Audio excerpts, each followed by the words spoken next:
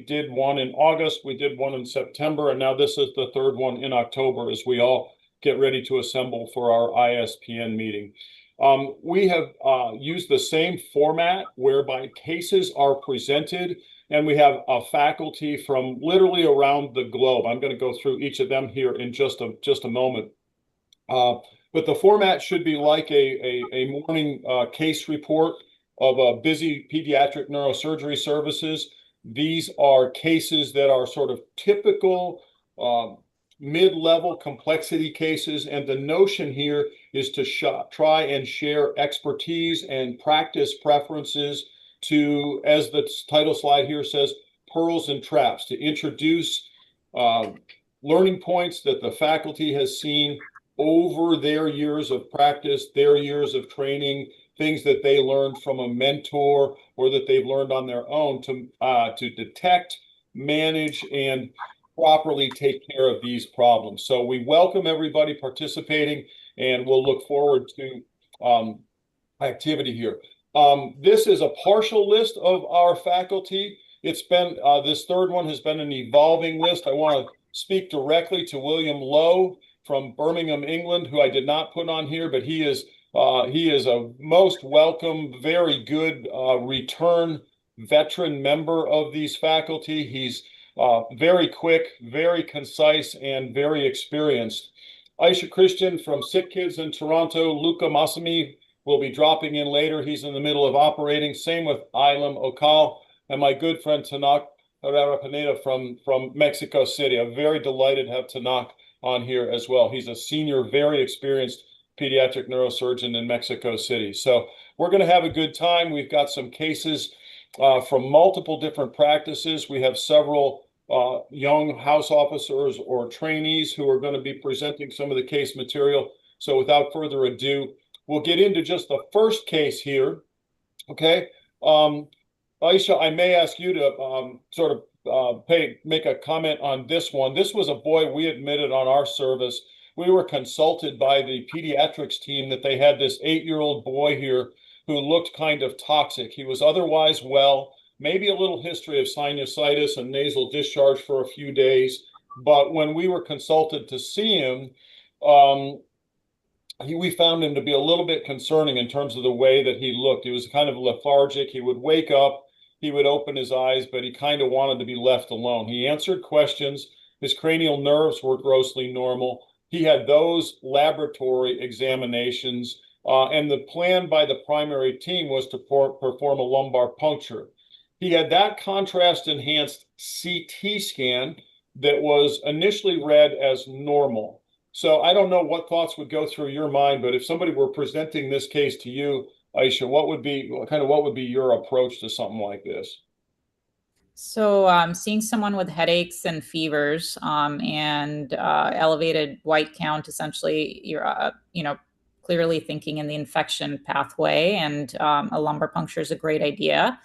On CT scan, if you kind of re-review, I guess, and I at least for me, I do see a kind of a frontal, left frontal fluid collection. It maybe enhances a little bit mesially. Can't tell if that's a vein, but again, not avidly enhancing. But you do see this hypodense fluid collection that I'd be concerned, especially in a setting of infection. Is this empyema or something else? So you started with the differential diagnosis, and that's exactly where those are the types of things that we were thinking about. In the process, an MRI scan was arranged, and it showed this degree of sinusitis and this sort of a better definition of the frontal abnormality that you defined before, or that you saw before. And so, where would you go from here? So you have MRI, and you do see the sinusitis and fluid and the mastoids and ethmoids. And then on your scan right next to it, which is a restricted diffusion, you essentially see areas of restricted diffusion, which essentially you see with either chronic blood or infection, and in this case would be concerning for empyema. So at this point with empyema, this is something surgical and you're concerned again for thrombosis as a complication of this. So, I'd also consider just looking back at that contrast scan and making sure the sinuses are open. But this would need surgical drainage and evacuation, and it is a surgical emergency. Yeah, and that was exactly the question I was going to go with this. Is this the type of thing that you would do at the time you were notified? Would the hour of the day matter? If this was a 10 p.m. call, if this was a 4 p.m. call, would it be done that day? Would you do it the next day? Walk us through how you'd think about, even just the very basics. How would you position? What would you want to hold antibiotics until after? What are your preferences? There's no right or wrong answer here. In your hands, what would be the steps involved in taking this kid to the OR? Sure. So empyemas equals surgical emergencies, especially presenting like this with high fevers and headaches. It's not something that we typically wait on because before you know it, you have significant thrombosis and venous infarction. I would talk to family urgently and obviously go over the pros and cons of surgery. But the plan would be, and I don't see the rest of the slices, assuming the empyema is just confined to this frontal region. The plan would be for a small craniotomy just for a washout and drainage. Again, urgent, doing the same night it comes in, positioning. You can just position supine, essentially in a horseshoe headrest. I don't, we usually don't need any major equipment, so it is something that could easily be done in the middle of the night. Now, with a lot of these, you actually don't have to make a large craniotomy. I actually make smaller craniotomies, and the thing that I found helpful is the angiocath to irrigate out. So, for example, that interhemispheric, if you didn't quite want to go all the way mesially, you could put a little angiocath in, and usually that can pop into any loculated pus collections and you can irrigate out. The other thing to think about is what you use in your irrigation, and I've seen surgeons use a variety of things. And I've had to change my practice because I practice in Los Angeles and now I practice in Toronto, and availability of antibiotics a little different. For these, I like using a combination of vancomycin and tobramycin to irrigate out. I know I have some partners who also add in certain concentrations of betadine, so something to just consider. I don't typically use betadine, but I do know there are some folks who do. You can take a look at the bone. The other is making sure that you check your frontal sinuses, looking for any erosion in the bone. I think I don't remember from the last CT scan if there was a cut of the frontal sinus, but that's something I would definitely pay attention to make sure if there's a communication that you address that at the same time as surgery. That's fantastic. And I think there's a number of teaching points there that are worthy of emphasis. Tanak, you see lots of infections. Where is empyema? And do you see a lot of this? Is there anything you do different? Are there any pearls, or do you think of this in any different way from what Aisha shared with us? No, I completely agree with Isha. It's an urgent case. We need to do it immediately. And in the last point, you put emphasis to the family. It's very important to let know the family about the possibility of seizures that the patient can have in the following days after the surgery, and also the possibility, not low, that the empyema could resurge again, could repeat. So the patient probably will need another surgery.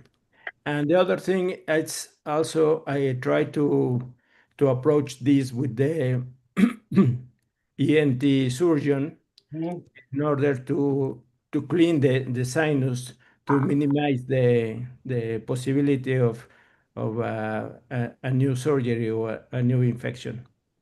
I think those are absolutely key points. And the notion of, I think it's called a FES procedure, right, from below to clear that out. Aisha's point about the utility of those soft catheters keeps you away from the midline in a very hyperemic brain. The veins here can be very distended.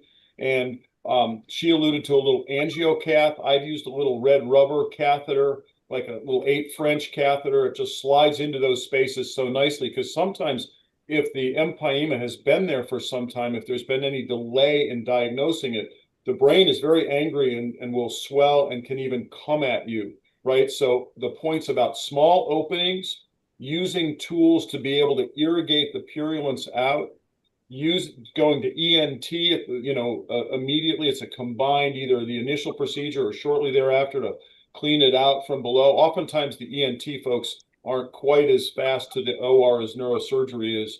Broad antibiotics and talking to the families, as Dr. Pineda said, oftentimes these subdural empyemas will recur, and it's not because the surgeon or the team did bad surgery the first time. It's just inherent.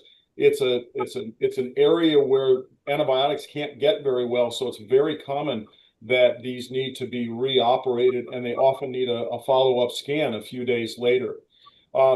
William, any additional comments? We're going to move on to our next case in the interest of keeping moving, but these are exactly the points that we tried to emphasize in our care for this patient. And I think the listeners should hear the degree to which there's resonance between the different services around the country, around the globe over time. That the principles here are tried and true, and that is get the pus out, get the antibiotics on board, irrigate, work with ENT, et cetera. William, anything you would add to this newly diagnosed, newly operated empyema? Sure, thanks, Jeff. Interestingly, I've also got one case very similar, and so if you want to see the catheter, we could bring out later.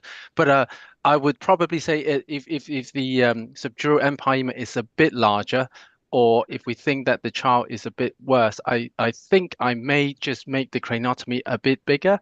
And not probably we'll still do a small one for this one, but just I think especially for the more junior staff, I would suggest go big. And maybe bevel the bone flap and leave it floating a bit in case it swells up afterwards. That just, I don't think it adds much more time, or is not much harm to the child. That's the only little bit of.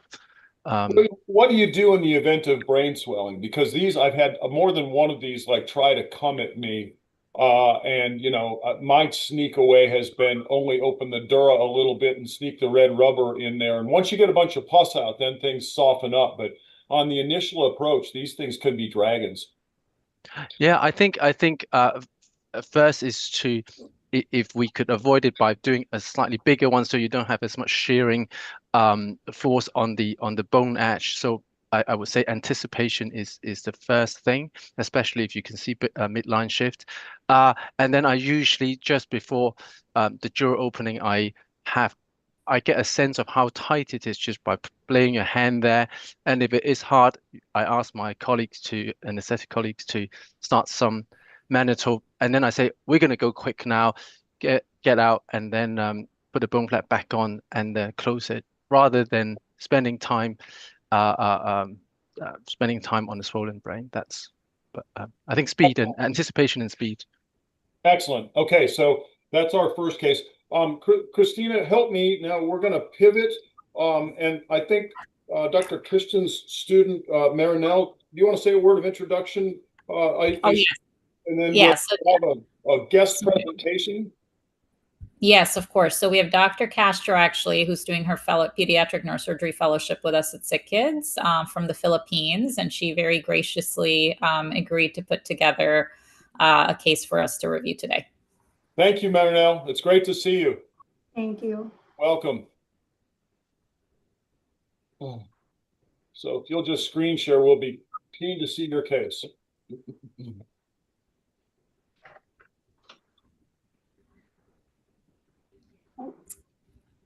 Are you able to share, Marinelle? Oh, hold on. Sorry. You're all right.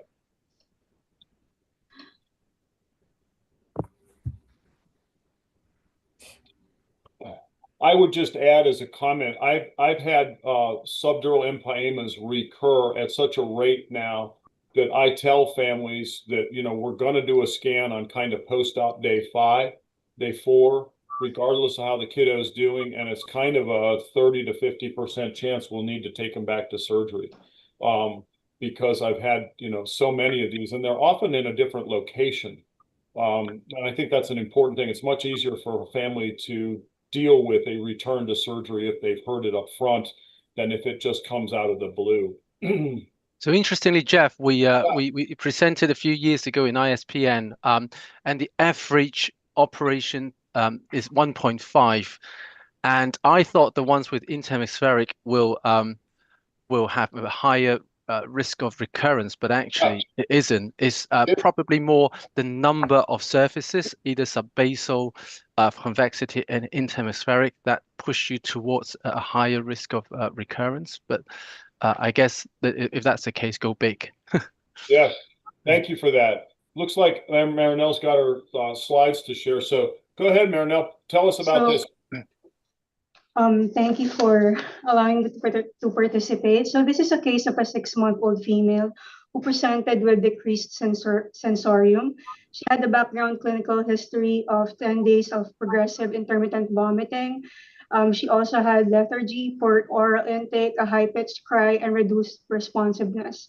These symptoms waxed and waned, but was ultimately progressive. She was brought to a community local hospital emergency department, wherein her sensorium rapidly declined from GCS 13 to 8, and she also had an irregular breathing pattern. She was then intubated. She was given dexamethasone and hypertonic saline.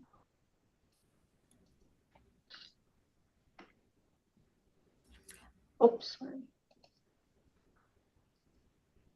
So after intubation, she was brought to the she had undergone a head CT, wherein a large posterior fossa lesion was shown centered in the fourth ventricle, causing hydrocephalus. There was also crowding in the foramen magnum.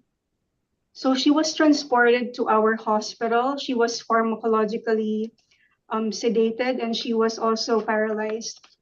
So at initial presentation to our hospital, she went straight to the OR and had a right frontal EVD placed. And then she was brought to the MRI unit for a brain and spine MRI with contrast, which showed a large heterogeneous fourth ventricular mass on T1 and T2 weighted sequences with areas of restricted diffusion and ill-defined contrast enhancement pattern. So this tumor compresses the brainstem anteriorly, producing kinking at the cervicomedullary junction. It also extends to the foramen of Magendie, cisterna magna, and is associated with upward displacement of the vermis. The tumor extends inferiorly through the foramen magnum into the proximal cervical canal, down to the level of the C1 posterior arc, displacing the cervicomedullary junction and cervical spinal cord. And superiorly, it extends to the cerebral aqueduct, and laterally, it reaches the foramina of Luschka. There's no evidence of supratentorial and spinal metastasis. And at this point, the MRI findings favor an ependymoma. Can you show us, does your next slide have any MR or CT pictures? Oh, so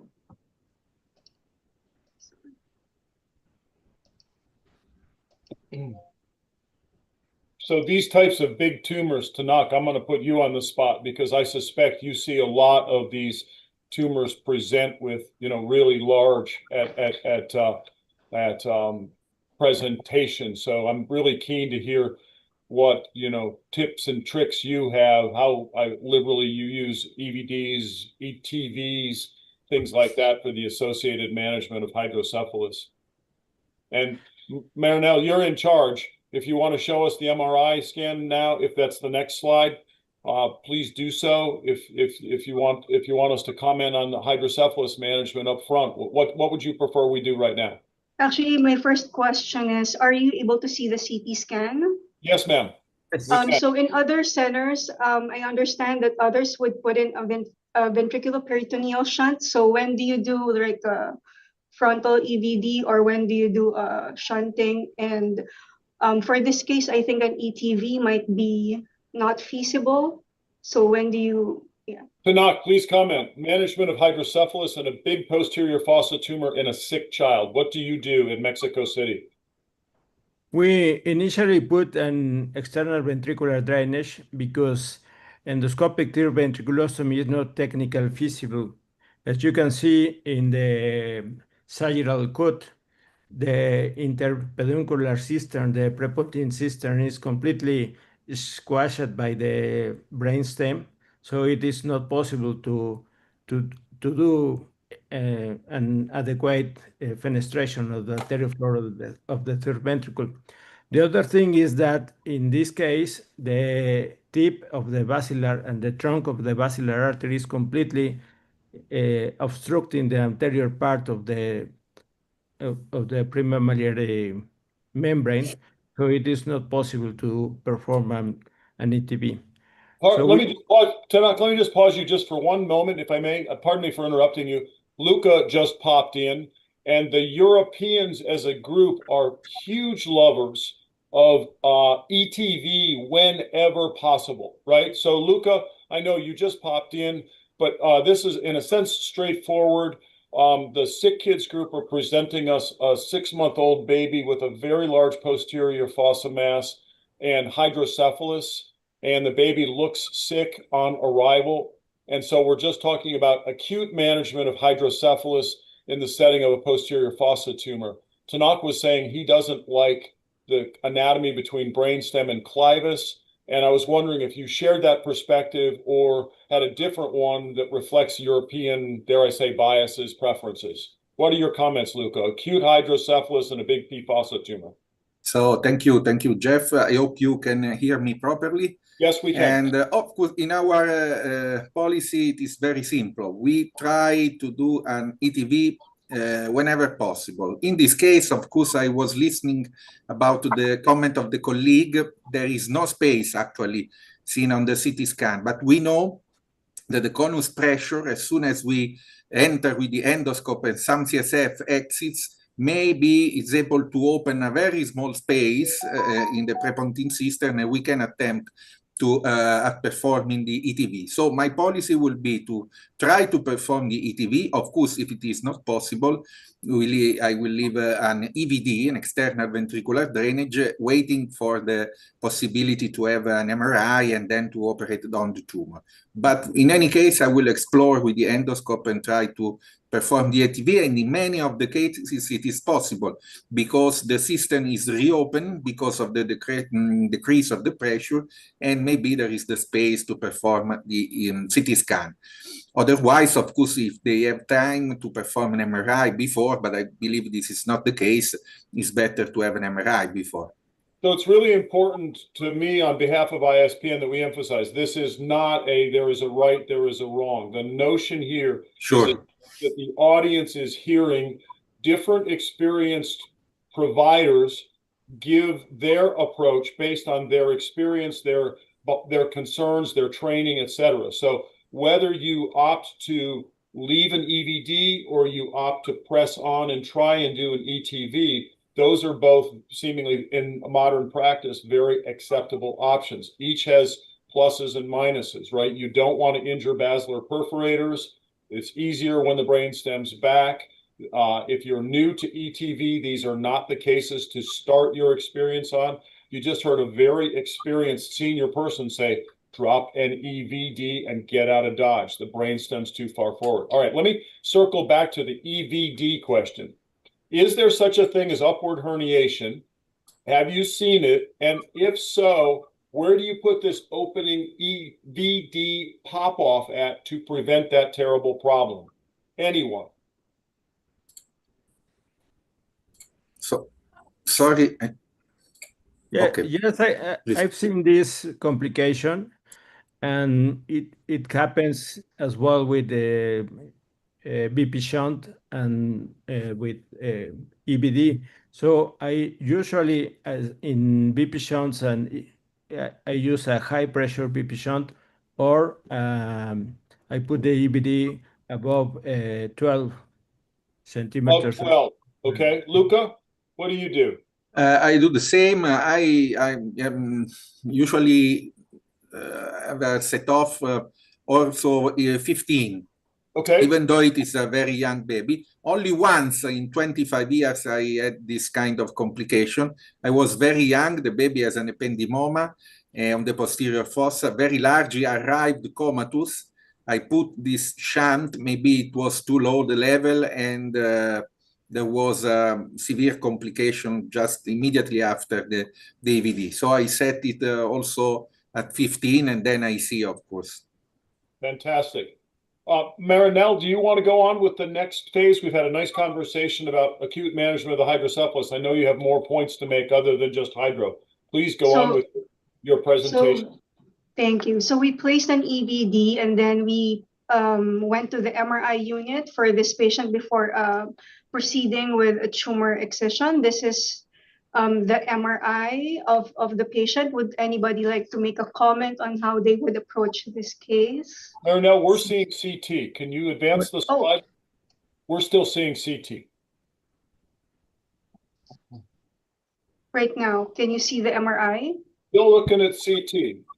It is an MRI on my screen.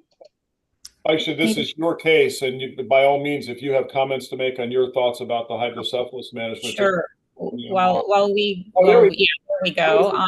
So I think key points with this case is the baby was declining with a very tense fontanelle, and there was a change in GCS and also intubation. So I think the thought process was to do EVD. I usually keep it open at 15 for the same reason, and then went straight from sort of OR to the MRI. Yeah. And so here we have the MRI. That essentially shows, again, a large, not enhancing mass of the posterior fossa, and again, in a 6-month-old. And the spine was, I believe, normal for this child as well. That's a real case.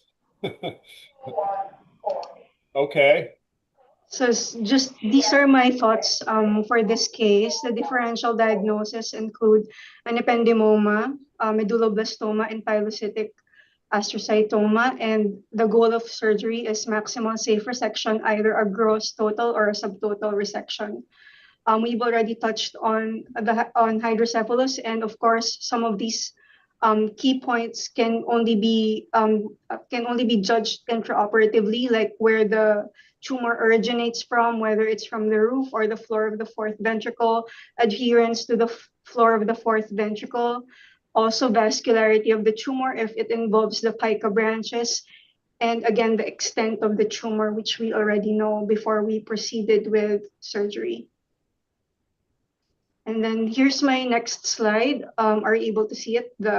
Yeah, can you go back one slide and pause for 1 second? So, William, would you consider those three equally likely in a baby this young? How would you be thinking about this as far as you approach this? Because I somewhat flippantly said to Dr. Christian, that's a real case.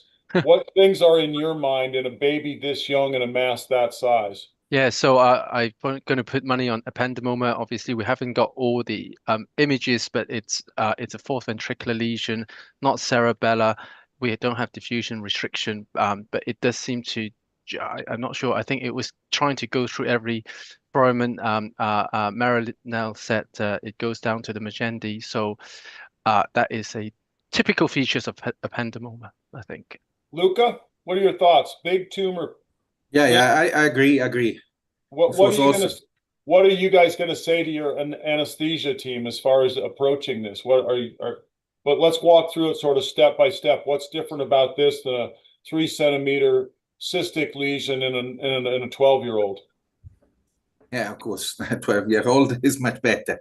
Anyway, in this case, now it's important we try to have a central venous line at the beginning of the operation or before the operation, just to stabilize the patient.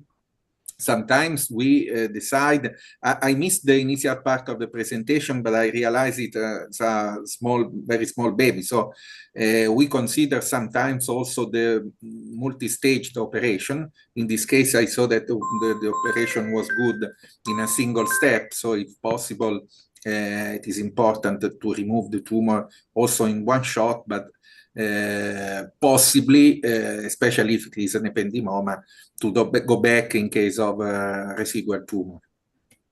Very good. I agree. Let's, Marinelle, please go on. What happened? I might just pop. What happened at the mothership, Hospital for Sick Children? What did you all do? So I would just pop in also with anesthesia, just make sure you have blood available. We routinely use TXA, tranexamic acid, also just in terms of minimizing blood loss. But those are two things you just want to think up front because, again, with a 6-month-old, you have little room for blood loss, and it gives you a little more leverage, I think, in trying to get a maximal safe resection. Unpack that a little bit. When did you start using it? What's the rationale? Does everybody use it? All of your faculty use it about the same? Do you like it? Just give us a little bit more on TXA. So TXA, we were primarily using for craniofacial cases, I would say, in my last practice. I think over time, just in infantile tumors and infantile large tumors, and I've had a series of them, I guess, in the last few years, I started thinking about extending it to these patients as well. And again, it's a small series, so I don't think there's any real guidelines with it, but we do use it routinely for our craniofacial cases. And so the group is quite comfortable with the use of TXA. We have extended it to also AVM ruptures. So overnight, if we need decompressive hemicraniectomies in really sick vascular patients, that's another thought. We don't keep them on it just for intraoperative, especially in small children. But they seem to be well tolerated with a low risk side effect profile. Yeah, really great because not all of us do that. I think that's exactly the type of thing we like to hear about. Okay, so what did you do? Did you use pins? Did you use navigation? How did you open the dura? Opening the dura in this case would be daunting to me. What were the pearls and the things that you thought about as you approached this massive tumor? Either Marinelle or Dr. Christian, whomever wants to speak to that. So Marinelle, I can't recall how much you know about this case because I don't. But anyways, I should preface it with this was actually Dr. Ibrahim. I borrowed his slides, but he did this actually quite rapidly after the MRI because the kid was quite sick. The things to think about when you open the dura, you want to essentially, you can open if there's cysts, you can always decompress the cyst, which was not the case for this tumor. But that usually gives you some more leverage. But when you open it, you want to have a relatively large opening. As you can tell, he opened all the way up to the sinus on the sagittal. So his exposure, again, was kind of a maximal exposure, not a small bony opening. So you have enough room for the swelling. In general, with posterior fossa tumors, the more especially if they're large, I do like to go up to the sinus and obviously very carefully expose it because your dural opening, if you can get a dural opening that goes up, your actual view, you're not angling the scope as much. I think you have much better exposure in terms of getting that last bit of tumor that goes all the way up to the aqueduct. So those are all some pearls in terms of flexing, having a good craniotomy size, extending your craniotomy size up to the sinus, and having your dural opening as well go up all the way. You mentioned flexing. This is a young baby. Did you put this baby in pins to optimize your capacity to flex? And if so, give us your pearls on use of pins in a child under a year. So in general, no, and especially in someone who might have had compensated hydrocephalus, I think we get nervous about using pins. We do have something called a Doro where you can pin if needed, but we're able, and again, we do see a fair amount of infantile tumors, and so we usually do this in a horseshoe headrest. Things to think about: pressure on the eyes when you position. You always want to double check and make sure. I, in general, like to put some foam. There's a little bit of thick, it's called Flexon kind of foam that you put on the face that prevents pressure on the orbits. And you can flex them, obviously not the same amount as you would in pins, but I think in babies, it's actually works quite well. And then just making sure all their pressure areas are really well padded, that they're taped down. I actually will tape the head down as well so I can rotate the bed. And again, I think when you prep, make sure there's no prep that they're sitting on. So I again tegaderm the sides of their face because there are people who've had burns basically from prep dripping down into the kind of horseshoe. So those are things to think about for positioning. Fantastic. Tanak, you've got decades of experience, big posterior fossa tumors, little babies. what are the things that what are your principles? What are your pearls? What traps do we need to avoid? What do you do? Usually we approach this kind of tumors in a multi-staged surgery because the space for blood loss is very, very small. So we do a fair decompression, and then we send it to the oncologist to see if they can do some chemotherapy after proceeding to a new surgery, because this will diminish the morbidity of the patient. And usually the anesthesiologist is very concerned about the airway, how far are we going with the flexion of the head, because this in my country it's very limited availability um, of the tracheal cannula with that allows the It allows that much flexion? yes. I So see. we put the patient in a as well in a horseshoe. We don't use pins. Pins. And the other thing is in this patient, I assume it was an ependymoma, but this patient as young as this, you should consider a more malignant tumors with a lot of vascularization that bleeds a lot. So we usually go with the goal of to achieve a maximal safe resection without putting the life of the patient in risk. Blood loss, right? From blood loss and exsanguination. Yep. Great. Luca, any comments from the Italian Rome perspective? What? It is the same. It is the same. Yes. I believe that it is reasonable. We try to open the dura step by step. We leave the EVD connected, so the anesthesiologist can also take out some CSF to favor during the opening of the dura, the opening of the dura itself, to avoid a compression on the cerebellum. Of course, we consider, as mentioned before, the staged procedures. We don't use the pins in this case, but it's called pediatric Mayfield, I mean the horseshoe pillow. And we try also during the opening of the dura, at the end of the opening of the dura, if there is a swelling of the tumor, to reach, if possible, the cistern, to open the cistern, to subtract some CSF to make the removal of the tumor easier. Yeah, very key point, getting CSF out and getting the cistern. I would just add that opening the dura in a case like this, to me, is potentially like one of the more daunting potential places, because if there's the babies, their dural leaves aren't sealed together well, and so venous lakes can reach out a long way. And when the pressure goes up in the posterior fossa, a lot of those venous spaces are distended. So I'd be really obsessive about the dural opening here. I would make sure I open over the hemisphere, or where the hemisphere was. It's been replaced by tumor, and over C1, and then come together. I have a pistol grip bipolar that is very useful. It looks like a pituitary rongeur, and it can get that nice angle, so I can bipolar across it. But I'm still ready with suture or liga clips at that junction in a little baby with a tight posterior fossa. Because if you do a long enough pediatric neurosurgical career, you'll have a circular sinus bleed, and it's a life-shortening experience for the patient and for you, because it's a deep hole with a triangulated dural defect, and it can be very difficult to control. So an ounce of prevention is worth a pound of cure. Great care in a tight posterior fossa in a little baby would be the only pearl I would add. Marinelle, Yes. Please go ahead. Tell us what else. So a Y-shaped dural incision was used for this patient, and wet clips were used by Dr. Ibrahim.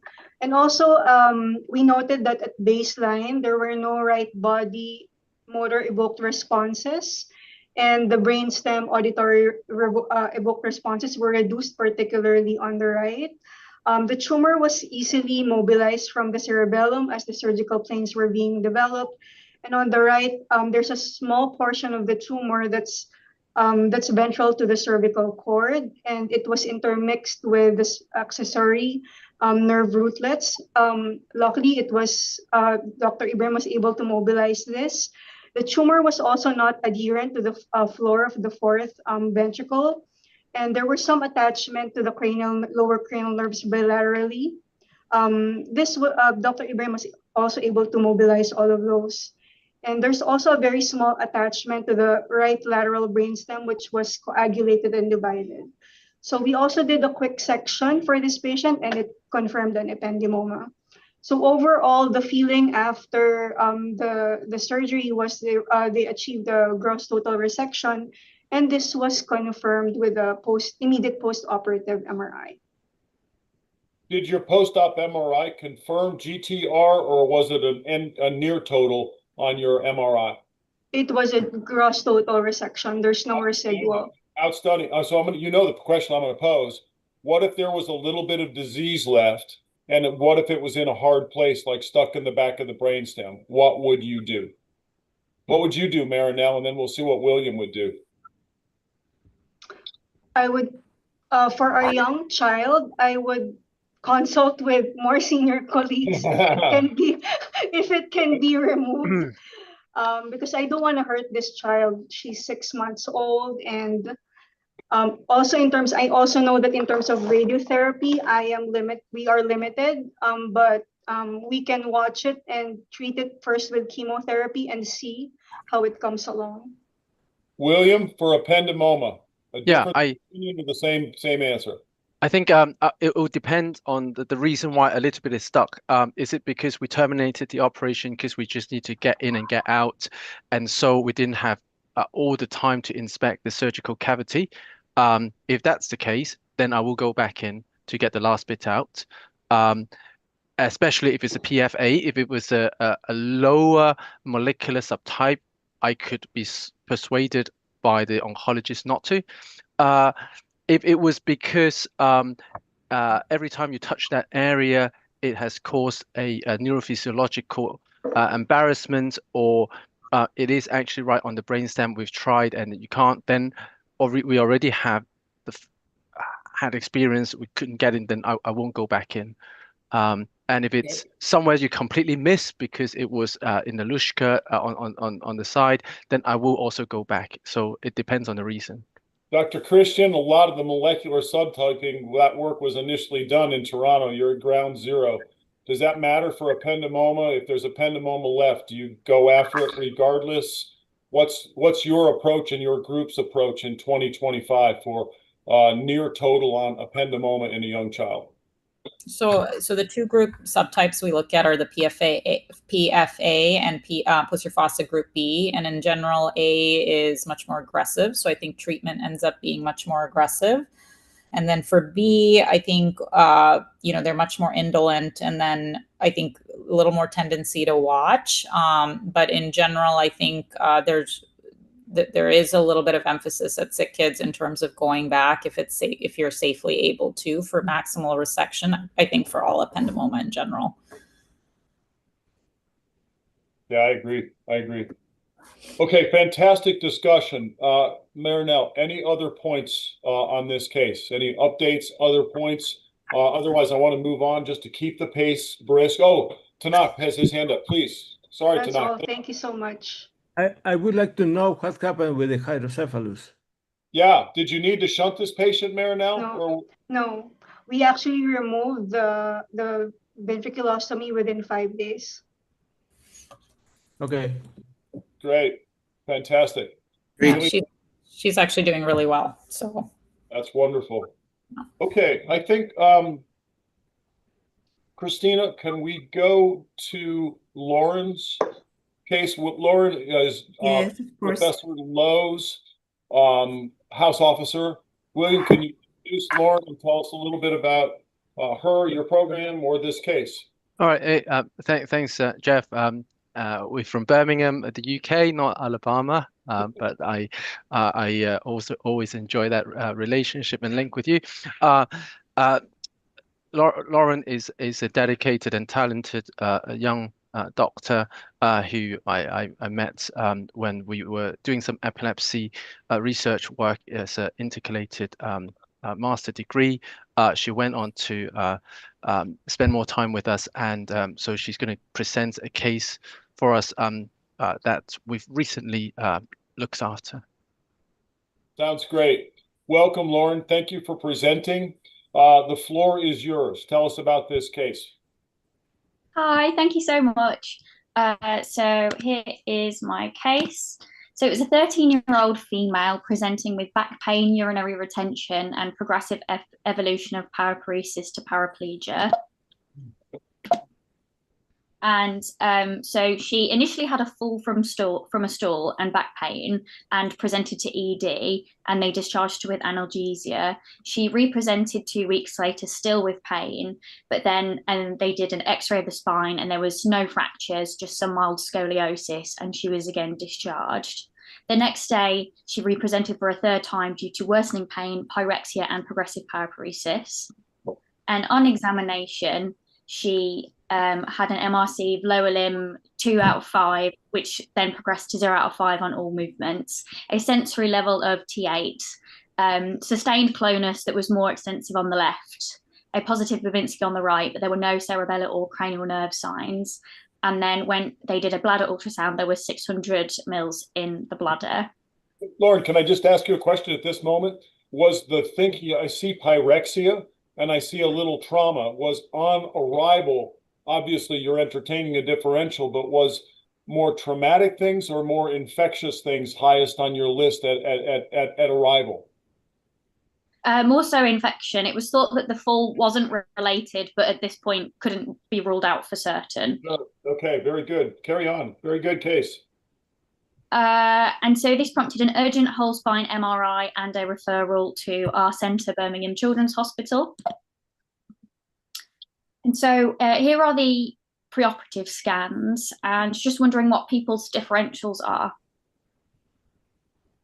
Wow, very interesting.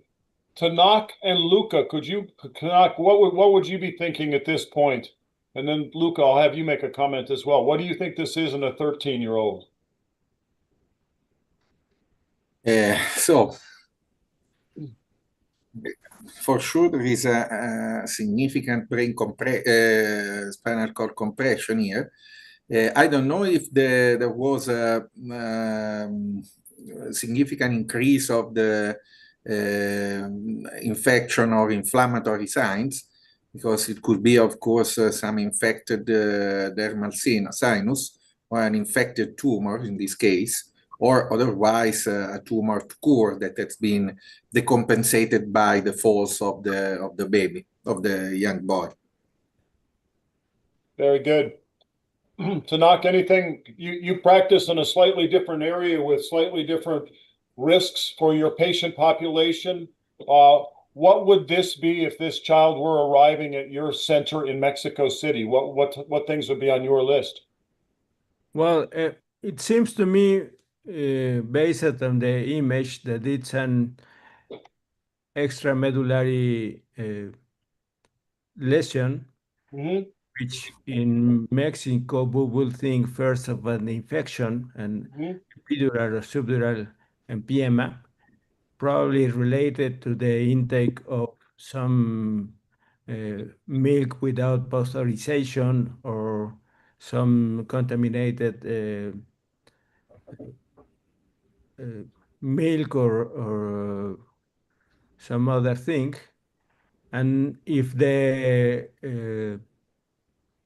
markers for inflammation or infection are positive, we will start with antibiotics along with the infectology colleagues, and then we perform the laminectomy too. So you'd start with some. How long of a period of antibiotics would you want to do before you went to the OR?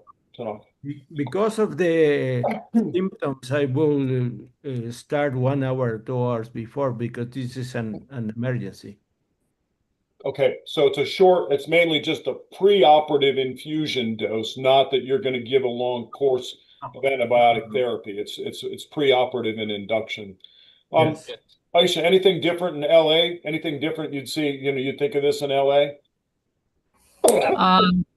I mean, the other is just in terms of differentials would also be lymphoma. I don't know if that was mentioned earlier. I think that's something that we've seen before. And I think given the exam, I think there is definitely a propensity for surgery. I'm assuming the rest of the neural axis and PAM scans were done as well in terms of a CT abdomen pelvis as well. Isha, thanks. There was a big debate about whether we can get the CT chest abdominal pelvis for a primary malignancy. The kid is extremely distressed by that time, scared, and won't want another MRI scan. So we are a little bit stuck in terms of any imaging without putting her under general anesthesia. Yep. So we don't have that information. Okay. Very good discussion. Lauren, carry on. What's next? What happened? So a few hours later, there was a CT scan that was done, and then there's some bony erosion on the T6 where the arrow is pointing. And would this change anyone's thoughts for differentials, or what would you do next based off of this? It certainly adds the notion of chronicity, doesn't it? I think that's what you're getting at with bony remodeling, right? I would just jump in and say it may have been there for a while, but now it's very symptomatic and you've got an acute myelopathy. So it may change our differential as far as thinking about what it might be, but I don't think it changes the timeline on a need to intervene, acutely or subacutely. Luca, any different ideas? You're muted, friend. Yeah, sorry. No, I agree. Yeah. No different ideas. So what'd you find, Lauren? I'm sure you operated on this, kiddo. And so we managed to get a contrast MRI done, even though the girl was very distressed. And then this confirmed it was more likely, due to appearances, it was more likely to be an abscess, which fits with the clinical picture as well. So there are some example differentials listed. But in terms of management, there were a few things I wanted to discuss in terms of what approach or method would people do. Would you use intraoperative neuromonitoring? And then in terms of immediate post-operative management, would you employ things such as permissive hypertension and flat bed rest? And how long would you do things like this for? Luca, would you comment? The ground zero of use of monitoring is in Italy, I think. What would you use monitoring for something like this, or would you just go for it, get the thing out, and just use good technique? What would you do? Yeah, thank you for asking. We usually routinely use monitoring for everything now, and fortunately we are able to have a team dedicated also for emergency, so we could use this tool, the monitoring, also in emergency. In this case, I would have used it. So you would? Okay. Yeah. Okay. Aisha, what about LA or Toronto? What would you do? I think both places pretty routine neural monitoring. I think just because it's extramedullary, just MEPs and SSEPs. If there was any intramedullary concern, we've started looking at D-Wave as well. Great. Okay. Lauren, what did you all do? Did you use monitoring, and did you do a laminectomy or laminoplasty? What did you do?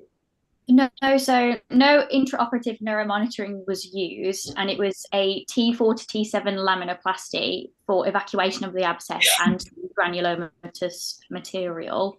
So I've got some intraoperative pictures here. You can see there's pus expressing from T6 when exploring the interlaminar space, and then the creation of the left trench first with a drill, and then with the kerosene upcut, and then here's some more pus as well, caudally.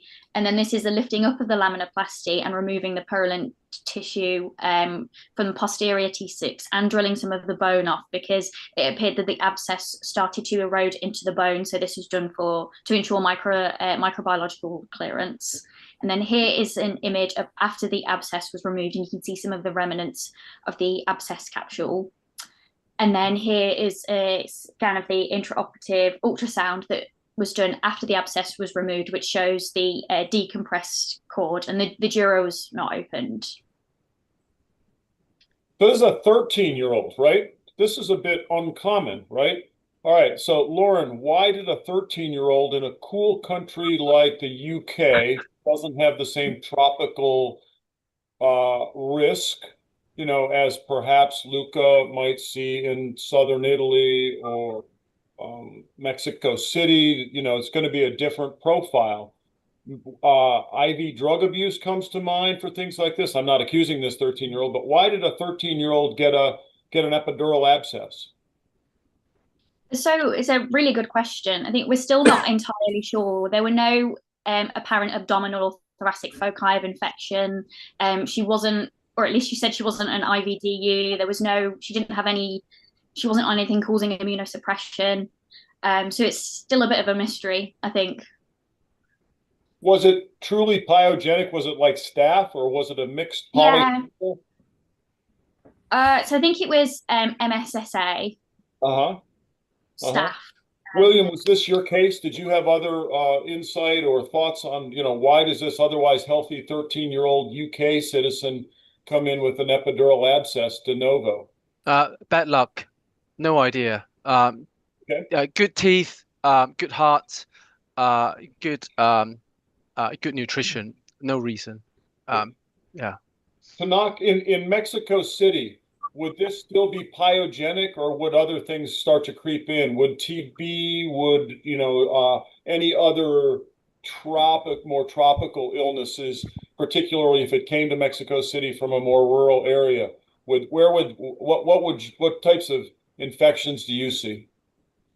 This will be treated initially as a TB abscess, and secondarily as brucellosis abscess, because in brucellosis, Mexico, wow. Yes. Wow. There is a lot of ingestion of contaminated milk or cheese. Yeah, I see. And how long do those kids need to be treated? Many weeks, or just a 10 or 14-day course take care of them? No, it's usually 2 or 3 months. Long period, very long period. Excellent. Excellent. Okay. Lauren, wonderful job. I don't want to cut you off. Are there any other points on your presentation? Maybe another slide? I don't want to cut you off if you have. Yeah, so she's now 3 months on. Sensation is restored, and she's 5 out of 5 on her lower limbs, which is great. And I've just got some post-operative scans as well. You can see that the cord is decompressed. Nice. Will you limit her in any way as far as her sport participation or anything like that? When will you let her go back to full activity? Can she, if she wants to be a gymnast or a cheerleader or things like that are very demanding on your axial spine, are you going to permit her to do that, or is she going to have lifelong limitation? I'll answer that for Lauren. She's still in the rehab unit at the moment, and so even though the integrity of the laminoplasty is probably enough, she's still building up her strength and stamina. She is a hockey player, so she bends her back forward quite a bit. But I will let her. We have maintained the tension band at the back. After 4 to 6 months, as long as she's strong enough, I'm happy for her to go back. 4 to 6 months. Yeah. Anybody disagree with that? Kind of a laminoplasty, return to full activity for, Aisha, please.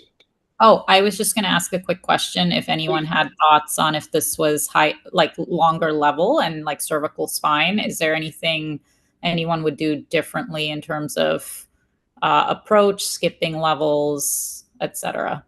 Yeah, great question. Great question. Luca, you want to comment on that? If this involved, you know. Yeah. I would have done the same, laminoplasty, of course, and no significant restrictions then for going back to the sport activities, of course, after at least 6 months after the operation. I just was thinking about the etiology in this case. I don't know the mechanism of the epidural abscess. Usually it is a contamination, at least for the intracranial ones, from infected sinuses and so on. In this case, the only explanation could be an hematogenous spreading of the bacteria from, I don't know, progress pneumonia or something starting from the abdomen, but no differences, in my opinion, about the surgical management. The only pearl that I would know to throw in for the longer abscesses is the utility of various types of balloons, right? Sometimes very small catheters, balloon catheters, things of that nature can be slid in the epidural space levels above and below with a very soft hand using a bayonet to just gently feed them millimeter or centimeter at a time, then very gently blowing the balloon up, trying to sweep back debris and things like that. That with some irrigation has been useful for us. And exactly what you said of skipping levels so that we don't end up with a multi-level problem. Did you have other ideas in mind as far as what do you do, Aisha? Oh, yeah. So a lot of my training was a very high IV drug user. So we did see these almost weekly. And so one of the things over time, just in terms of deformity, and again, this is small, but they do present often with C2 to T2. And so skipping levels, angiocath, I think irrigation is a great approach. And I think if you're concerned, also just doing very small hemi-laminectomy, not even full laminectomies, and passing the angiocath is something to think about when you just have very long level abscesses. Thanks, Isha. Sorry, I had to do real life clinical medicine there for a second. Okay, wonderful presentation. Christina, can we pivot and have our third guest case? I'm delighted to introduce Caroline Davies to the group. We've been very fortunate to have her take a year to work with us in pediatric neurosurgery at UAB. She's a star. She's really fun to work with, organized on it, all the good things. And she's going to present a case from our service to the group. Thanks, Dr. Bond. I appreciate it. Let me share my screen real quick.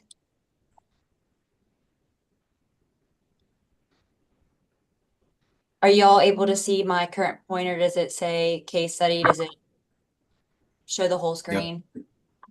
We can see it, but it's not the whole screen. Okay, let me see if I can flip it. What about now?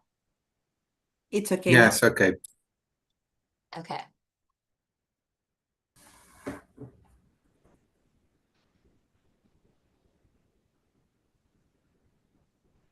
Is it back to being a smaller screen, or can you see the whole screen? It is kind of preview mode. Preview mode, okay. Yeah, you have to go back to the full mode screen. Okay.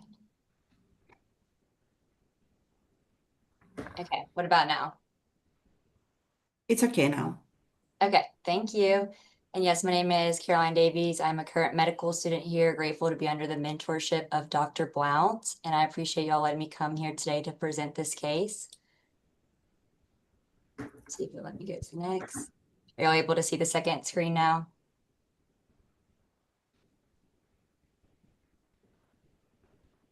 Is it good? Yes, Okay. yes. Okay, sounds good. Well, today I will be presenting a case specifically with a previously healthy 16-year-old female who presented with first-time episode of seizure-like activity. This event occurred when she was on a playground slide where peers who were family and friends surrounding her noticed that she had sudden behavioral changes as well as whole body shaking and eye twitching. She was then sent to a hospital nearby where they obtained a non-contrast CT showing here. Let me see if I can get my pointer to work. A non-contrast CT that showed a well-defined right parietal mass. This measured about 2.9 to 1.4 centimeters. Upon arrival to our institution where she was transferred to, further history was taken where she reported several months of progressive daily headaches, as well as visual changes. She denied any other neurological symptoms, and on her neurological examination, it was non-focal with no signs of increased intracranial pressure. And before moving on, I want to open it back up to Dr. Blount and the panel to see how at your institution you would have further workup or which next management steps you would take when you had a patient such as this one come in. I think in a modern era, the way I say it to our team is CT tells us what we need to know quickly: blood, spinal fluid, pus, broken bone, right? And MR tells us what we need to know to make good decisions, right? So I think most centers would, if MR is available, certainly move on to MR relatively expeditiously, making sure she's stable, she's not in some kind of early status or something like that. I'd want to make sure that her sensorium was okay and that we weren't, threatening her by putting her in a scanner. But other than that, I think most people would move to MR fairly quickly. Luca, comments? I agree with you about the CT scan. In this case, we can see a spontaneously hyperdense lesion. It is not so well defined for what I can see. I mean, this is superficial, but there are some irregular edges on the deeper side. I can see also a certain edematous reaction. I don't know, maybe it is something richly vascularized or superficial tumor. Maybe also something, some vascular involvement. Tanak, I know that you practice in Mexico City, and I'm sure you have ample access to MR. What about your colleagues who may be practicing in a little more resource-constrained situation? What do they do if MR is not immediately available? Do they just refer the patient to another center, or do they try and make the best care they can with CT? Tell us a little bit about that when MRI may not be immediately available for a case like this. If there is the possibility to perform an MRI, almost everybody will perform the MRI, but in Mexico, not many cities have that possibility, so they will work with this as in an to do the operation. Probably they will perform an contrast CT scan. Yes. Will try to analyze in the coronal and the sagittal planes to see what they are dealing with. And I had a similar case 6 months ago and resulted to be arachnoid that bled. So it was a subdural hematoma within an arachnoid cyst of the convexity. So of course I performed before the operation the CT scan, the MRI, and know what I was approaching. Yes. Okay, so I think that's about as much discussion as we can glean from a CT in 2025. So where did it go from there, Caroline? Yes, sir. Well, we then obtained an MRI, as you had stated, and a cerebral angiogram, which were performed and confirmed a diagnosis of arterious venous malformation. The lesion demonstrated a nidus we can see here with dysplastic vascular channels. Specifically, we had multiple arterial feeders arising from the distal branches of the MCA, so the middle cerebral artery, and a prominent superficial draining vein that coursed inferiorly into the transverse sinus via the vein of Lebet. There were mild surrounding vasogenic edema and a small area of recurrent hemorrhage that was noted on the notes from radiology, but no significant mass effect or hydrocephalus, and the surrounding parenchyma was intact and otherwise well preserved. Based off this vascular anatomy and cortical location, this was classified on our end as a Spetzler-Martin grade 1 AVM, specifically given its small size, superficial draining vein, as well as its non-eloquent parietal cortex location. So And Paul, if you don't mind, sorry, Caroline, I don't mean to interrupt you. Okay, Spetzler-Martin grade 1, 2025, Birmingham, UK. Operate or stereotactic radiosurgery?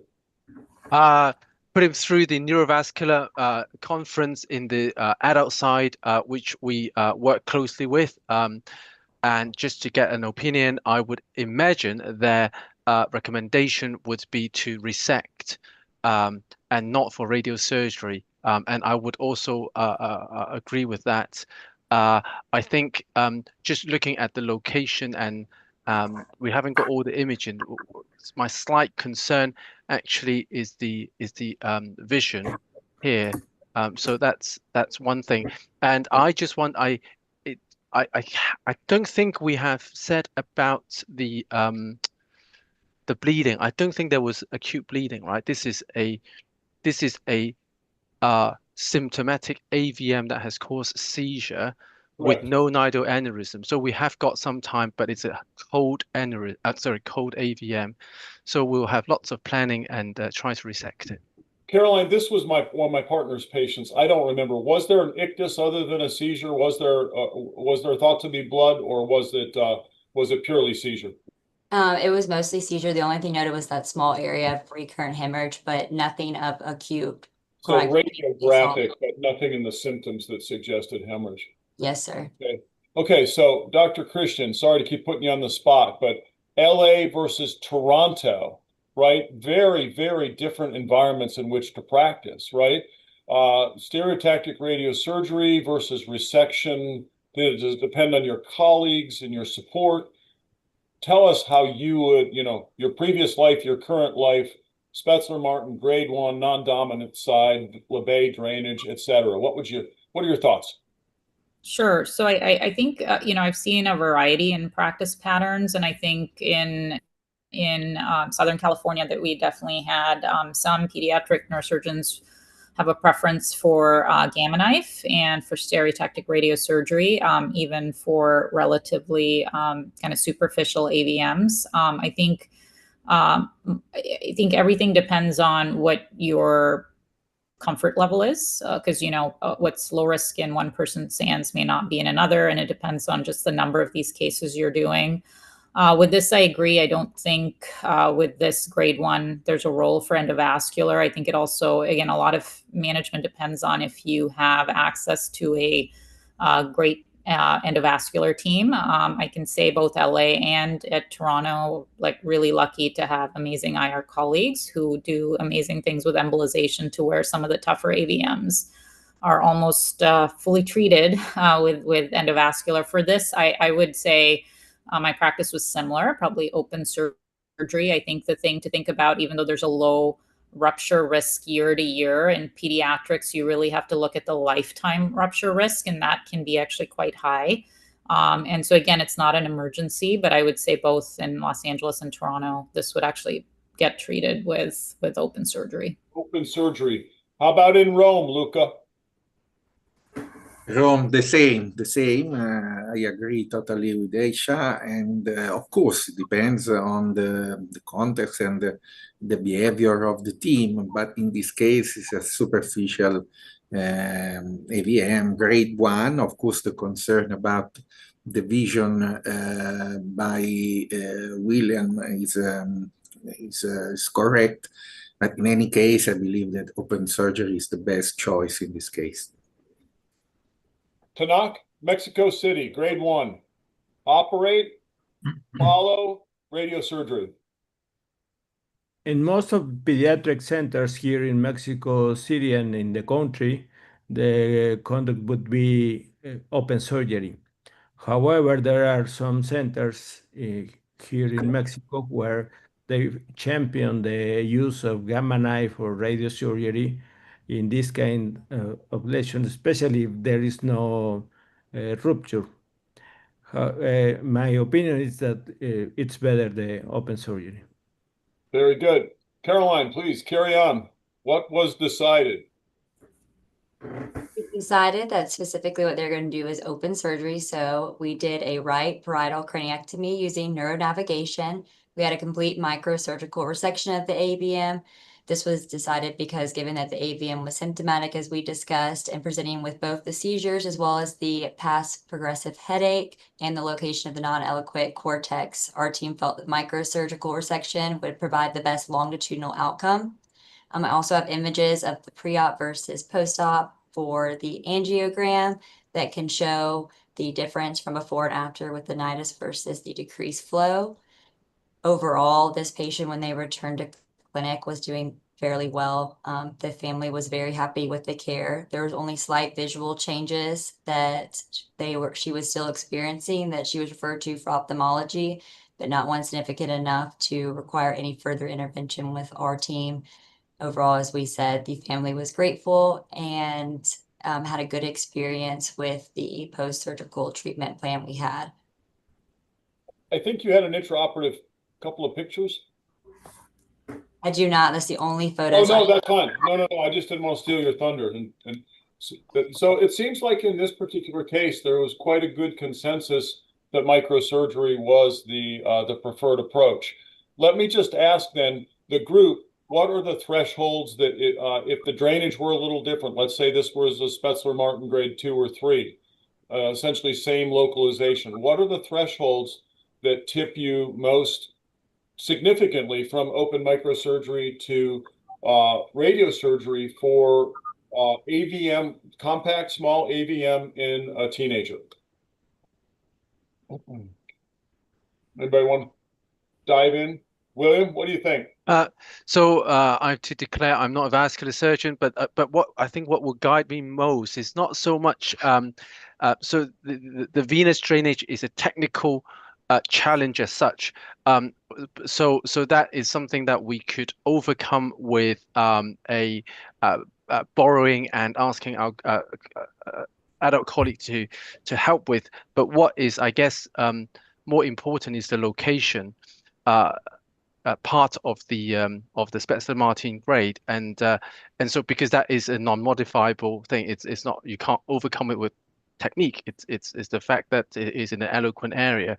So I think if it is in a more eloquent area, even if it's compact, then we will have a lower threshold, or we will have a higher tendency to go for a radiosurgery. Luca, any comments on that?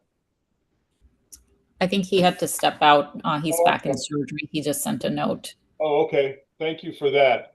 Okay. Yeah, sorry, but they just called me. Good. I must go. No. We just appreciate you being here. Thank you so much. Yeah. Excuse me for that. Thank you, Luca. No, that's great. Okay. So I think that's a nice case. Caroline, thank you very much for presenting it. Any other comments on this particular case? I'm just curious what people do for follow-up of AVMs, because I think there's some consistency for surgery for this patient, but how often do you follow pediatric patients, and long-term, what do you do for follow-up? Yep.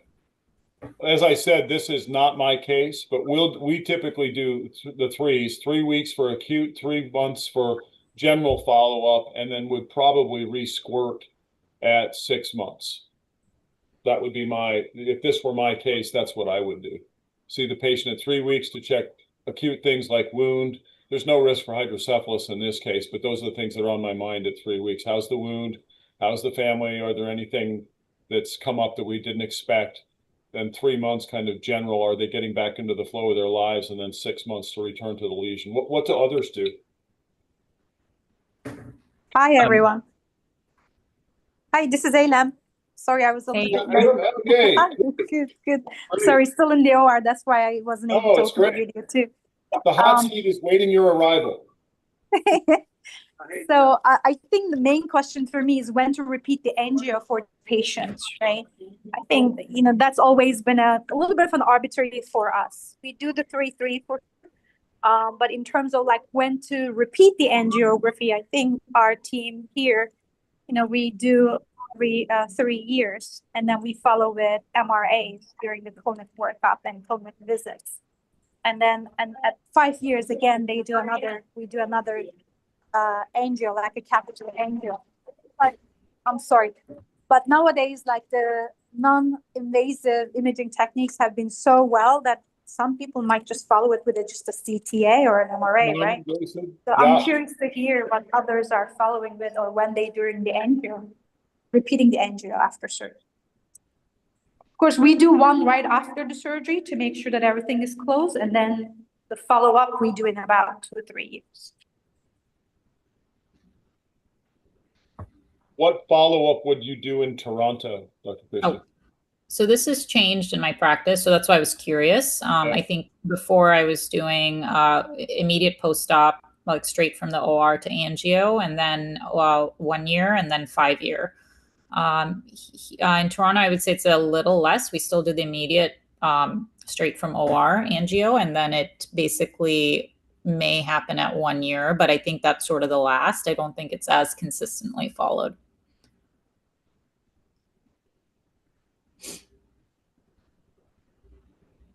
Very good. Tanak, any comments on follow-up of AVMs that you've treated? Usually we perform an angiogram 2 or 3 days after surgery, and then we do not do any other angiogram, only follow with MRI every 6 months after surgery, and then every year for 5 years. Yep, very good. Excellent discussion. Great presentation. Caroline, thank you very, very much. I appreciate it. Thank you for the opportunity, Dr. Blount. Yeah, it's great to have you. You contribute to our program in so many ways. You've added another notch, so thank you. I'm going to show a case here that I think is a little different in the sense that, let's see, hopefully this will share. Y'all seeing something that says case 26, 16-year-old female? Yes. So this is a short, kind of abbreviated presentation on a girl who had a huge workup, right? She had a very big workup that was non-invasive through our comprehensive epilepsy center. And she was found to have posterior quadrant epilepsy, predominantly on the left, but some component of bilaterality, okay? And so the thing that's interesting, particularly about this case, is that she has a well-recognized epilepsy phenomenon, which is called a periventricular nodular heterotopia, okay? The challenge with this particular case is that she's got them everywhere. She's got mirror image periventricular nodular heterotopias. She's got them all over the atrium of her ventricles. I hope my pointer is showing. And when we image front to back, I regret I didn't do my cut of my scan a little bit higher, shows that she's got these heterotopias all the way almost to the frontal horn. Her evaluation and her investigation included a rather robust SEEG, and there were a couple of focal areas, predominantly left, but some right, from within those periventricular nodular heterotopias that were focally pinpoint hot.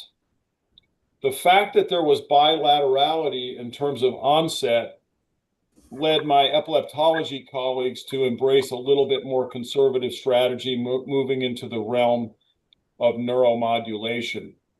What I'm putting forward to the group is, because we as pediatric neurosurgeons are quite comfortable working in the ventricles, would an endoscopic removal of staged periventricular nodular heterotopias be conceptually appealing, or is that too unorthodox for people to feel that we're still within the realm of rational approaches and we should go more conservative with a VNS or maybe, DBS, something like that? Aisha, I know you've done a fair bit of epilepsy at sick kids and other places. I know George is, probably the main epilepsy surgeon, but I'd be really key to hear your thoughts on this. Islam, William, what do you all think? I think, we just had this discussion at our seizure conference, actually, with bilateral heterotopias. And I think the issue is they're part of this broader network, and it's probably why, I guess, your epileptologists were saying wanting more of a neuromodulation, because we have a not quite similar, but again, case of bilateral heterotopias. And then if you go back and look at the literature for SEG with heterotopias, there's reports, but again, I think most of them happen to be unilateral. So with the bilateral, there's even more of a concern that there's this diffuse network, and even if you get one hotspot, it's going to re-trigger elsewhere. And there's been some success. I have done SCG for one heterotopia patient, and I can tell you it didn't come from the heterotopia. So that's my very small N of one. So I think it's a larger kind of conversation to have, but I think it's, again, part of a bigger network is my personal feeling. Fair enough. What do you think? I mean, what do you think? I mean, because I think of these a little bit like hypothalamic hamartomas, in that they're, I use the analogy to families sometimes of neocortical epilepsies like gravel in your shoe, right? It's irritating. It doesn't fundamentally destroy your foot, but it irritates it enough that it renders it non-functional. It's usually the biggest chunk of gravel, but not always. We've got to target it well to be. So that analogy works pretty well, but it's grotesquely too simple in terms of epilepsy. But I do think of like hypothalamic hamartomas and periventricular nodular heterotopias as being highly epileptogenic lesions in and of themselves. Where am I going wrong, William? I share Isha's and sick kids reservation and not pessimism, but I guess it is a bit of pessimism of these for a child to have so many heterotopia. There must be some more fundamental, both either non-visible structural abnormality and a network problem. Having said that, I think as a concept of shaving that off is not unreasonable. I know what our board would say, which is probably no. But if the seizure burden is high and we tackle it one side at a time, make sure the vision is not affected, depending on which side there may be, and the entry point that there will have to minimize the risk of those problems.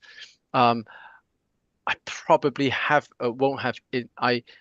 If I have a case like this, I'll come back to you, Jeff, and discuss with you. But I probably wouldn't do it myself. And this is this. Oh, Ilan, please.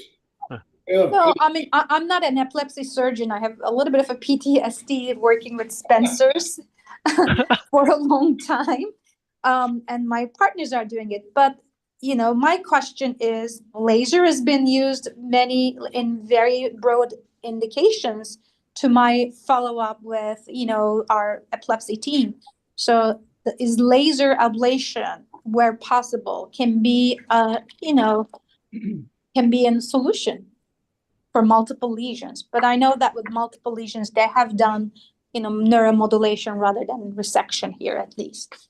Yep, for sure. And that's a good point. The challenge, and again, I'm afraid I didn't necessarily pick the most awesome images, because the problem is that it's not collinear nicely. Like as the ventricle turns, I would to meaningfully laser these, unless I really got down to one or two, I'd probably be looking at least 3 and maybe 4 trajectories. And when you're talking that with laser, it's really cumbersome. It takes a tremendous amount of time, and most always it's quicker and more straightforward to do it open. But there's absolutely nothing wrong with laser. Can be very useful for focal things. Like laser for hypothalamic hamartomas, I think, is really evolving to be the preferred placement of a small laser tip cannula in a small hypothalamic hamartoma and real-time lit therapy.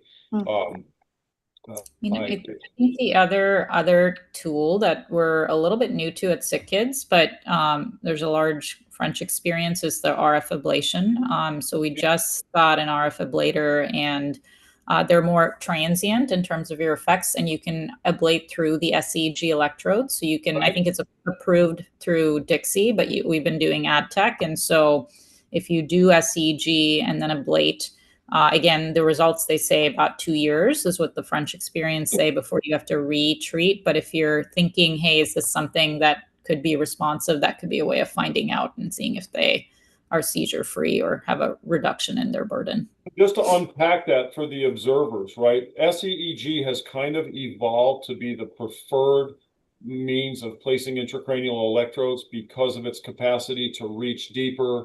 It's less invasive and better tolerated nature. But everything so far up to this point has been, I sort of think of it as afferent, which is to say the system from the electrodes just watches and gains information and can implicate a region of epileptogenesis. But what's really interesting and exciting that Dr. Christian's pointing out is that now, as the technology continues to march forward, Some of the companies, Dixie in the US has a specific set of electrodes from which you can now lesion, in other words, create a lesion by placement of energy, radio frequency, energy, and thereby ablate tissue down the same electrode without removing it, without destroying it. So you can lesion and continue monitoring, right? These are small lesions, a few millimeters in diameter, but to the point, they may not be definitive, but they can help very much potentially, at least conceptually, theoretically, they can help with localization, i.e., does that particular region, that particular area of cortical dysplasia or periventricular nodular heterotopia or whatever it is that the region that is causing the problem, right? So I think this is going to continue to grow and get more and more capable. But I think this case is good because it shows a little bit of the frontier, right? In the sense that you want to be innovative and bringing new techniques, bringing new approaches to problems. Surgeons tend to be a little more proactive, epileptologists a little more introspective. They're a little more cautious. We're a little bit more, hey, if we don't get control of this epilepsy, it really eats the child's life, etc. And that's led to some nice advances, some nice breakthroughs. There have been multiple examples of where the epileptology world was, oh, no, we can't do that. It won't work. And then neurosurgery has kind of pushed it forward and had some good examples. But at the same time, not everything that is a lump that has seizures around it is the epicenter. And the network concept that we've got to disturb the networks really is at the ground zero of this. So, you know, this case is still under consideration for us, but I very much appreciate everybody's thoughts and comments. Are there any other comments on this case or other experiences with either periventricular nodular heterotopias or hypothalamic hamartomas that anybody wants to share? Okay, so as I said, this is sort of the current plan. We've considered endoscopic resection. We've talked about it to the family, but have not taken it any farther, just in the sense of sharing. And Jeff, just one.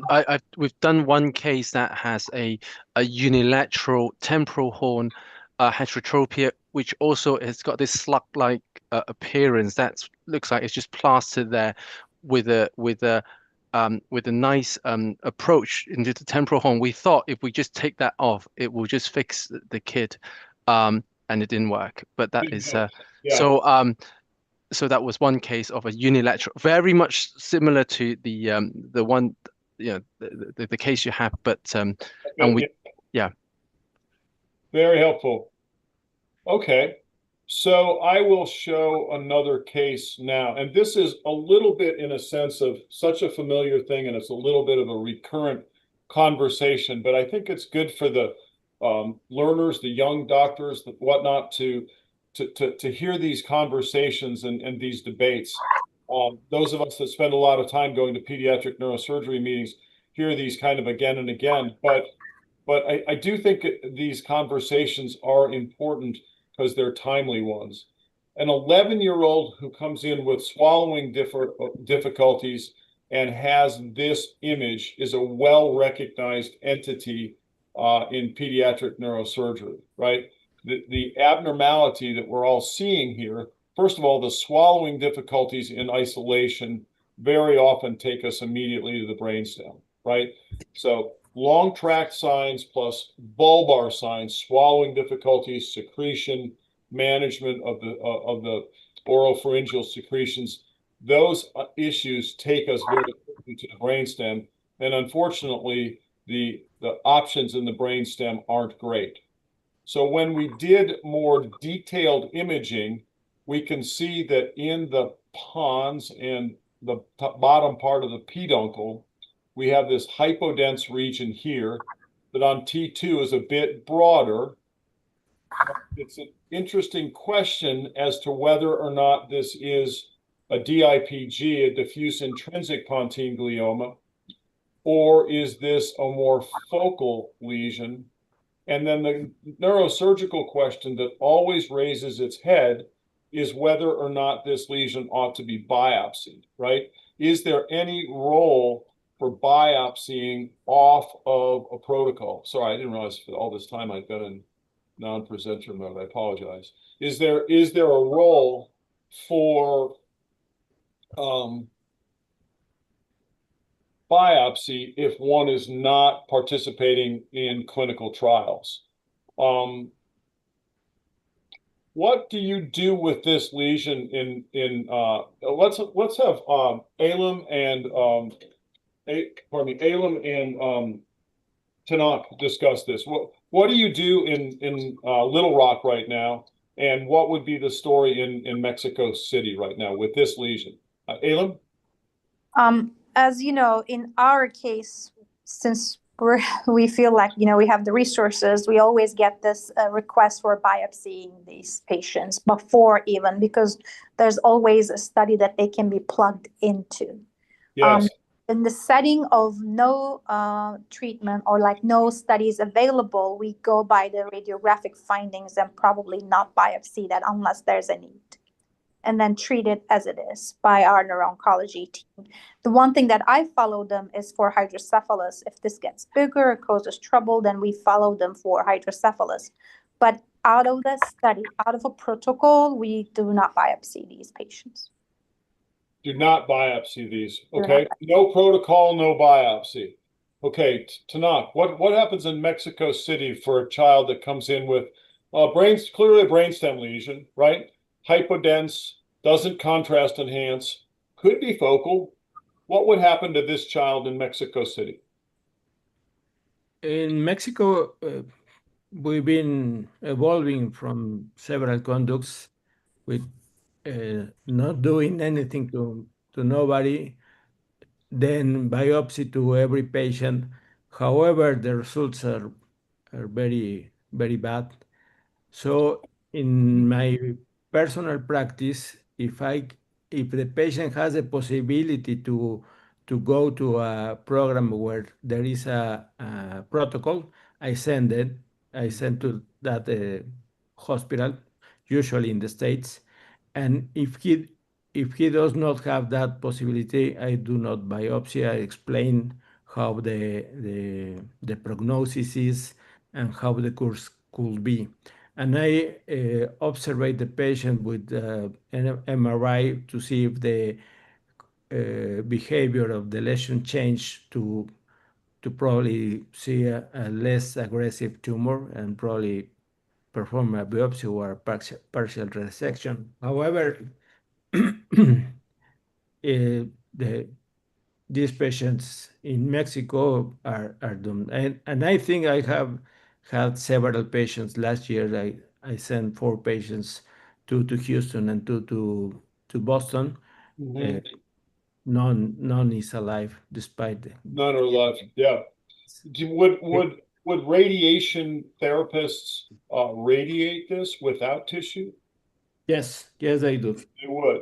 How about Little Rock, Elam? Would your radiation team treat a lesion, particularly one that's potentially this focal? And I know it's always hard to speak for other terms, but with that, And if it's very focal, then probably they won't radiate this patient. Yeah, it looks like in the low grade, and then we would follow them very closely.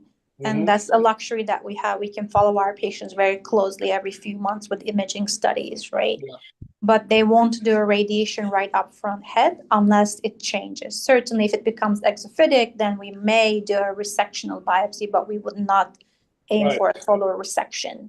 I included this case because I find these focal ones, I mean, everybody knows the DIPG with the fat black pons, that's terrible, right? It's a tragedy. It's just awful. But we kind of know what to do, right? We kind of know you can biopsy on protocol and whatnot, and then they're going to get radiated and they're not going to do well. And I don't mean that to sound insensitive, but that's the natural history for the vast majority of them. The focal ones can be more challenging, right? Because do you radiate every single focal brainstem tumor? How exophytic? If they come to the surface, are they more amenable to an excisional biopsy other than a needle? William, I want to ask what happens in the UK, and then Aisha, I want you to give us the answer at neuro-oncology central, which is sick kids.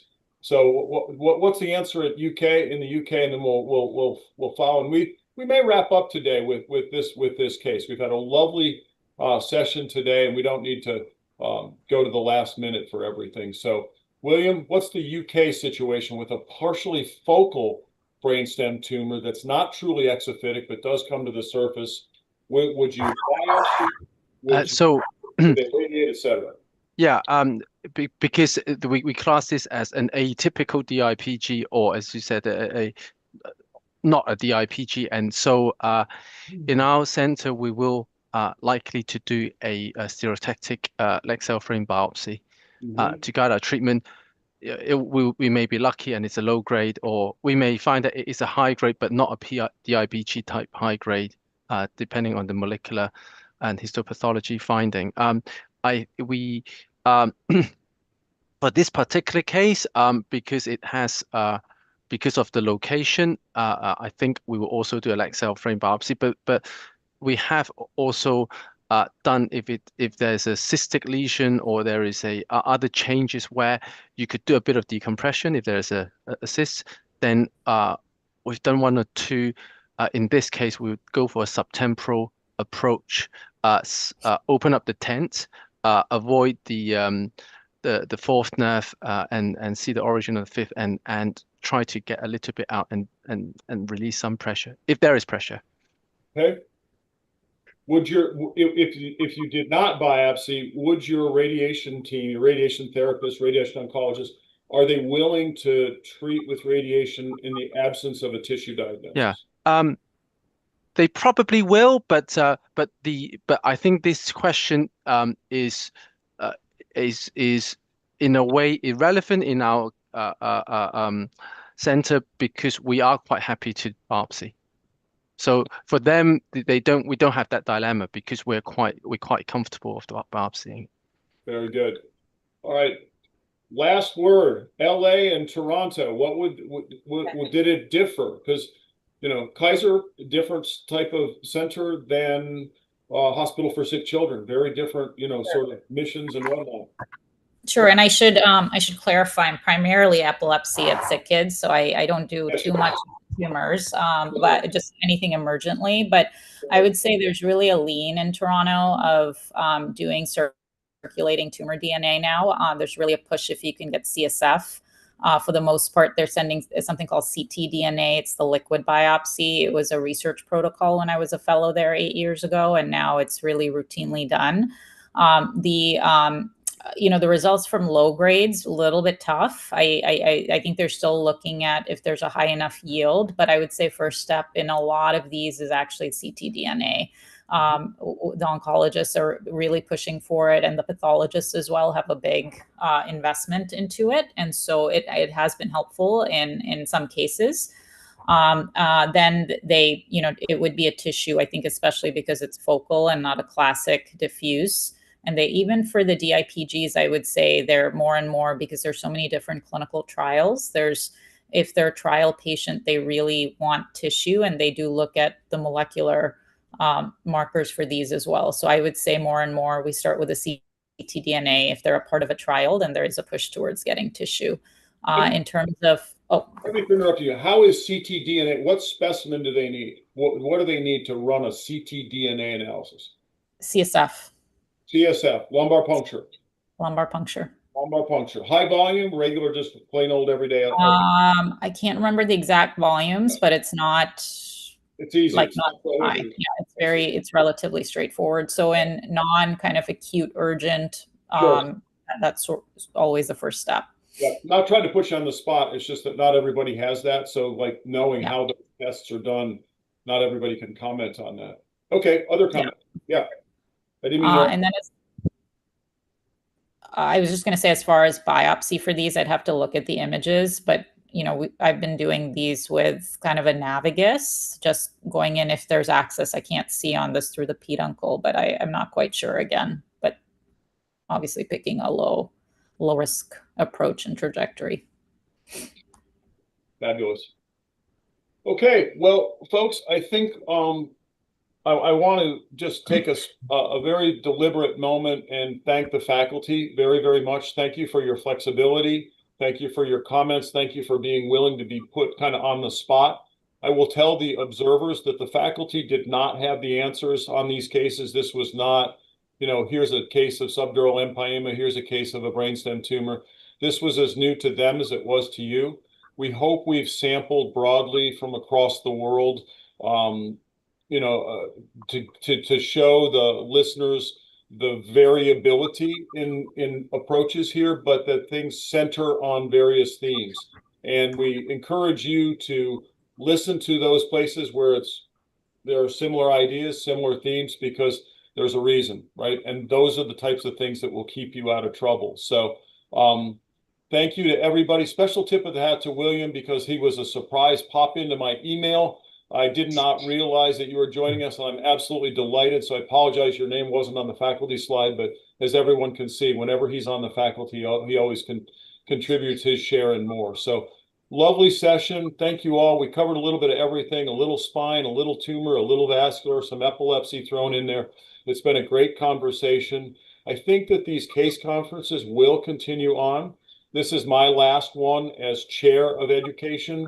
Education's being taken over by my colleague and co-chair, Arthur Dacuna from Brazil. He's a wonderful, tireless advocate for education. So these, I think, will continue. And particular thanks to Christina and Linda in the Kenneth's office that keep me on track and keep these things running on schedule. So great gratitude to the faculty, great gratitude to our facilitators, and most of all, thanks for the audience for joining. We hope that this has been a useful use of your time today. We'll close the session here. I want to make sure I'm just not missing any Q&A. I think we're good there. And again, thanks to everybody for joining. Thank you.